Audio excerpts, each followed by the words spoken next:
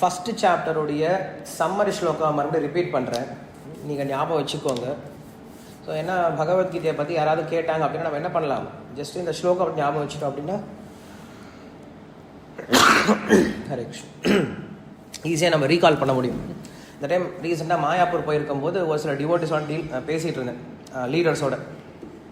So அவங்களோட இந்த ஸ்லோகாஸ்லாம் சொல்லும் போது அவங்க ரொம்ப டிஃப்ரெண்ட்டாக ஃபீல் பண்ணாங்க. இப்படிலாம் இருக்குமா எஜுகேஷன், இப்படிலாம் சம்மரி ஸ்லோகாலாம் இருக்கா அப்படின்னு சொல்லிட்டு அவங்க கற்றுக்கிறதுக்கு ரெடியாக இருக்காங்க.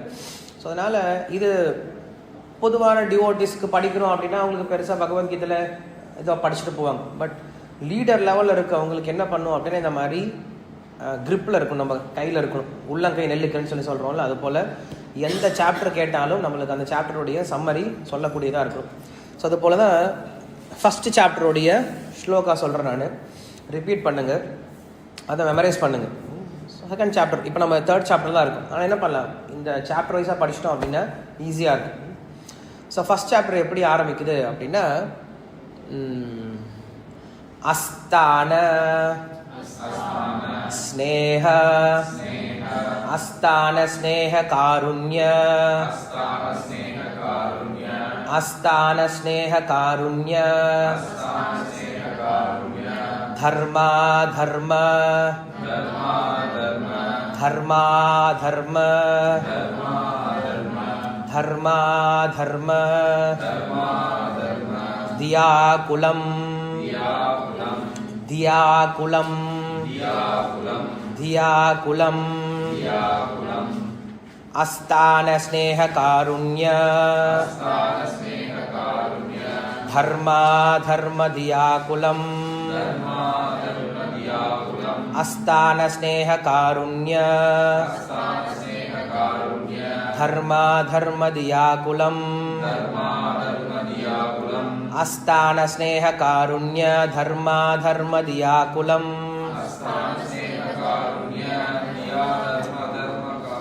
அஸ்தான ஸ்நேஹ காருண்ய தர்மா தர்ம தியாகுலம்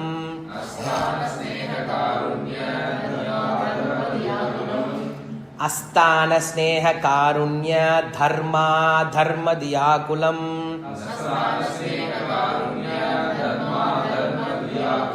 ரிப்பீட்.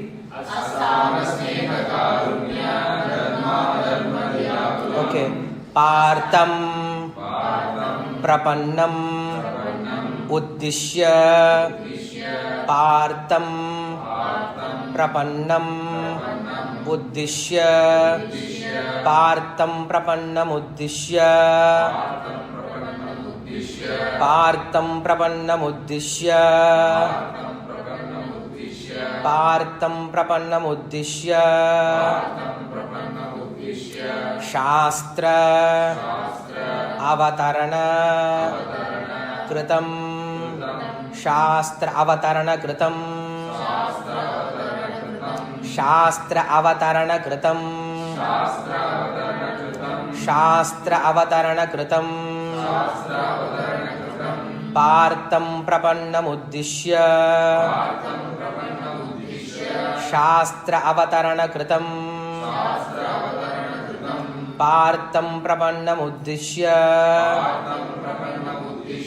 சாஸ்திர அவதரணம் கிருதம்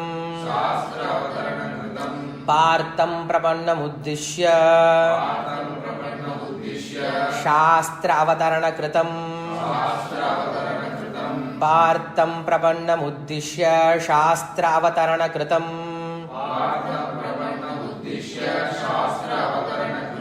பார்த்தம் பிரபன்னம் உத்திஷ்ய சாஸ்திர அவதரண கிருதம்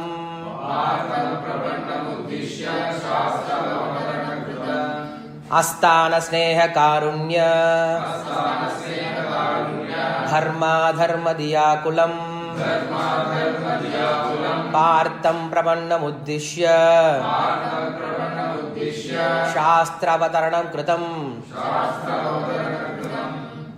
அஸ்தான தவறான இடத்தில் வைத்த அஸ்தான தவறான இடத்தில் வைத்த ஸ்நேக காருண்ய ஸ்நேகம் அப்படின்னா ரிலேஷன்ஷிப், காருண்ய அப்படின்னா கருணை, தவறான இடத்துல வைத்த பற்று, தவறான இடத்துல வைத்த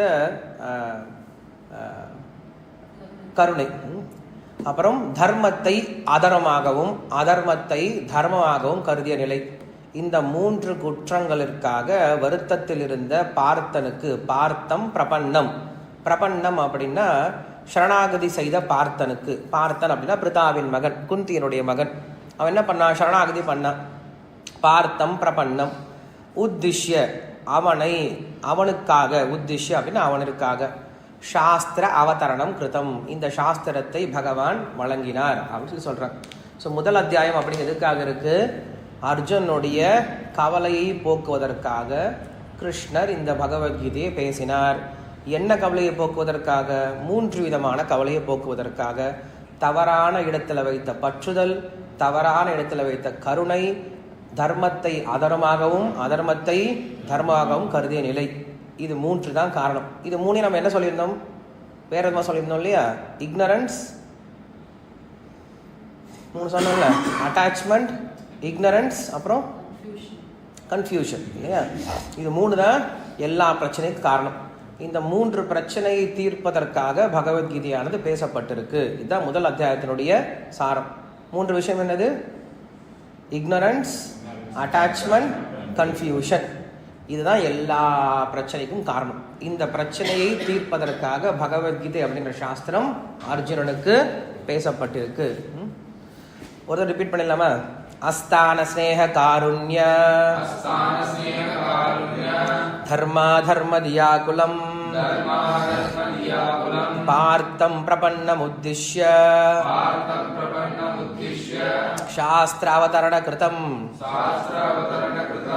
ஓகே, நம்ம இப்ப ஃபர்ஸ்ட் சாப்டர் சம்மரி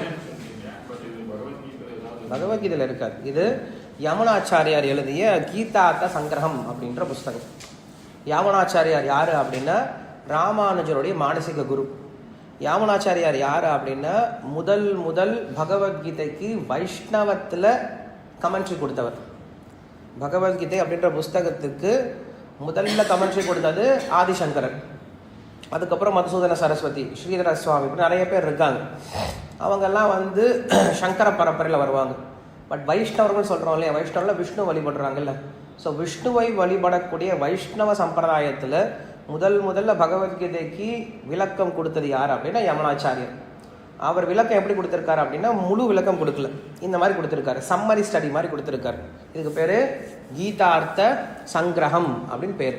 சங்கிரகம்னா என்னது, சம்மரி ஸ்டடி, சங்கிரகார்த்தம் அப்படின்னு சொல்லுவாங்க. சங்கிரகம்னா சம்மரி ஸ்டடி. நம்ம எல்லாருக்கும் பகவத்கீதை போய் ஓவர்வியூ கேட்குறோம் இல்லையா, 18 days கோர்ஸ்லாம் படிக்கணும்னு நினைக்கிறோம்ல. ஸோ ஓவர்வியூ மாதிரி என்ன பண்ணியிருக்காரு, அவர் முதல்ல கொடுத்துட்டார். இது ஓவர்வியூ ஸ்டடி. அவர் ஃபஸ்ட்டே கொடுத்த ஓவர்வியூ தான். ஸோ அதனால் இது ரொம்ப பவர்ஃபுல்லான மந்த்ராஸ் இந்த எல்லாமே படித்தோம் அப்படின்னா. இது ஃபர்ஸ்ட் சாப்டருடைய சம்மரி இன்னைக்கு.